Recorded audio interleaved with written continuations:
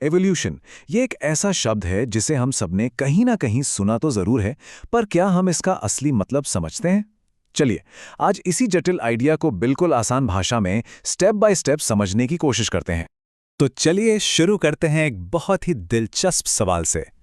क्या एवोल्यूशन का यानी कि विकास का कोई लक्ष्य होता है, कोई मंजिल होती है? इस पूरी चर्चा के अंत तक इसका जवाब एकदम साफ हो जाएगा। ठीक है, तो सबसे पहले सबसे बुनियादी सवाल पर आते हैं। एवोल्यूशन आखिर है क्या? विज्ञान की भाषा में इसका असली मतलब क्या है? देखिए, इसकी साइंटिफिक परिभाषा है जीवों के गुणों में पीढ़ियों के दौरान होने वाला क्रमिक परिवर्तन। अब यहाँ पर दो शब्द बहुत जरूरी हैं। पहला, क्रमिक परिवर्तन मतलब ग्रेजुअल चेंज, जो धीरे धीरे होता है, और दूसरा, पीढ़ियों के दौरान मतलब ओवर जनरेशंस। अगर इसे बिल्कुल आसान भाषा में समझें तो इसका मतलब बस इतना है कि जीव जंतु समय के साथ बहुत धीरे धीरे बदलते हैं, और ये बदलाव ना रातों रात नहीं होता, इसमें लाखों साल लग जाते हैं। अच्छा, अब आते हैं एवोल्यूशन के सबसे जरूरी और शायद सबसे ज्यादा गलत समझे जाने वाले नियम पर। यह समझना बहुत जरूरी है कि आखिर ये जो बदलाव हैं, ये होता किस पर है। तो देखिए, एक बहुत बड़ी गलतफहमी यहाँ दूर करनी है। एवोल्यूशन कभी भी किसी एक जीव में, उसकी अपनी जिंदगी में नहीं होता। बिल्कुल नहीं। ये बदलाव हमेशा पूरी की पूरी आबादी में कई पीढ़ियों के बाद ही दिखाई देता है। अब बात करते हैं उस एक छोटे से लेकिन बहुत ही पावरफुल फ्रेज की जो चार्ल्स डार्विन ने दिया था, और जो इस पूरी प्रक्रिया को आप कह सकते हैं बहुत खूबसूरती से समझाता है। वो फ्रेज है डिसेंट विथ मॉडिफिकेशन। चलिए, इसको आसान शब्दों में तोड़ते हैं। डिसेंट का मतलब हुआ वंशज, यानी पूर्वजों से आना, और मॉडिफिकेशन का मतलब बदलाव यानी चेंजेस। तो इसका सीधा सा मतलब ये हुआ कि आज हम जितने भी जीव देखते हैं वो सभी अपने पुराने प्राचीन पूर्वजों के ही बदले हुए यानी कि मॉडिफाइड वर्जन्स हैं। सोचिए, हम सब एक ही जीवन के पेड़ की अलग अलग शाखाएं हैं जिनमें समय के साथ बदलाव आते गए। तो हमने ये तो समझ लिया कि इवोल्यूशन क्या है, पर अब सवाल ये है कि आखिर ये काम कैसे करता है, ये होता कैसे है। इसे समझने के लिए चलिए एक क्लासिक सा उदाहरण लेते हैं, जिराफ की कहानी। चलिए थोड़ा टाइम ट्रैवल करते हैं। कल्पना कीजिए, बहुत समय पहले जिराफों की एक आबादी थी। उसमें कुछ जिराफ ऐसे थे जिनकी गर्दन थोड़ी छोटी थी और कुछ की थोड़ी सी लंबी। कुदरत में ऐसी भिन्नता, ऐसी वेरिएशन होना बहुत आम बात है।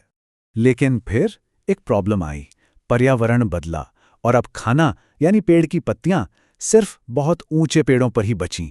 ये उस पूरी आबादी के लिए एक सर्वाइवल चैलेंज था, जिसे विज्ञान की भाषा में सिलेक्शन प्रेशर कहते हैं। तो इसका नतीजा क्या निकला? ये तो जाहिर है, सिर्फ वो ही जिराफ खाना खा पाए जिनकी गर्दन लंबी थी। तो बस वो ही जिंदा बचे, और उन्होंने ही आगे बच्चे पैदा किए। धीरे धीरे पीढ़ी दर पीढ़ी छोटी गर्दन वाले जिराफ उस रेस से ही बाहर हो गए। और ये पूरी कहानी हमें एवोल्यूशन के दो सबसे जरूरी इंजनों के बारे में बताती है। पहला है वेरिएशन, मतलब हर जीव थोड़ा बहुत अलग होता है। अब सवाल है, ये अलगपन आता कहां से है?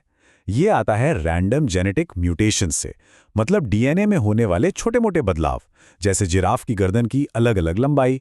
और दूसरा इंजन है सिलेक्शन, जहां माहौल, एनवायरनमेंट, ये तय करता है कि इन वेरिएशंस में से कौन सा जिंदा रहने के लिए सबसे फायदेमंद है। अच्छा, एवोल्यूशन को लेकर ना बहुत सारी गलतफहमियां भी हैं। चलिए अब कुछ सबसे बड़ी मिसकंसेप्शंस को क्लियर करते हैं ताकि ये कॉन्सेप्ट बिल्कुल साफ हो जाए। एक सबसे आम गलती जो लोग करते हैं वो है ग्रोथ और इवोल्यूशन को एक ही चीज समझ लेना, लेकिन इनमें जमीन आसमान का फर्क है।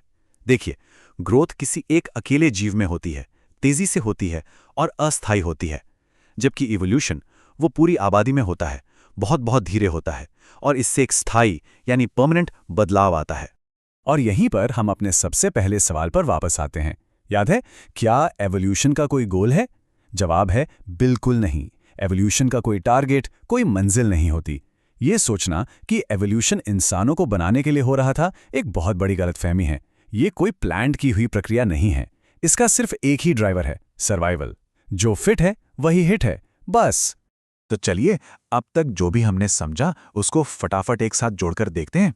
इवोल्यूशन क्या है? धीरे धीरे होने वाला बदलाव। किस में होता है?